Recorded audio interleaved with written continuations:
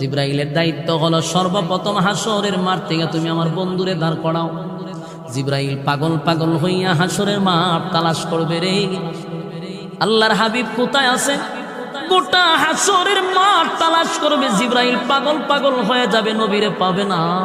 যেই জিব্রাইল কতবার নবীর রোজায় আসছে, কিন্তু এখন নবীরে পায় না রে।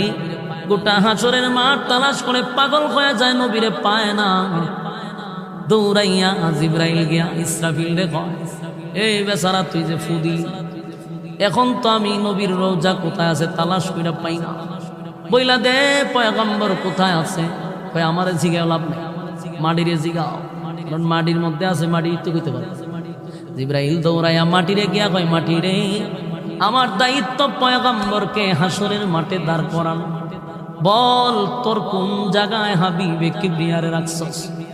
মাটি কয়, জিব্রাইল ইসরাফিলে যখন বাঁশি বাজায়া দিছে, আমার মধ্যে এমন কম্পন সৃষ্টি হইছে, আমি মাটির মধ্যে মাটি নাই, এমন ওলট পালট হয়ে গেছে, আমি যে আমার মধ্যে নবীরে কোথায় রাখছি আমিও জানি না। কি বুঝলেন? জমিনের মধ্যে এমন জাল জ্বালা শুরু হয়েছিল, মাটি নিজেই কয় আমার মধ্যে আমি নেই, পয়গম্বর কোথায় আছে আমি জানি না। এবার আওয়াজ আসলো, জিব্রাইল নেই, গোটা হাসরের মাঠে তালাশ করলে নবীরে পাইবা না।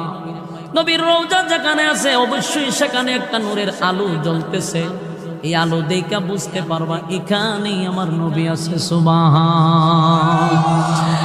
জিবরাইল আলাইহিস সালাতু ওয়াস সালাম দৌড়াইয়া পয়গম্বরের রওজার সামনে গিয়া দেখে আলো দেখা যায়, সেখান থেকে আমার নবীরে দাঁড় করাবে।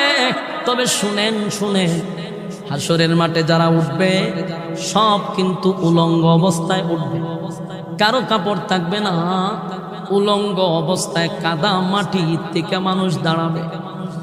কিন্তু আমার আপনার নবীর আল্লাহ উলঙ্গ অবস্থায় উঠাবে না। আল্লাহ বলে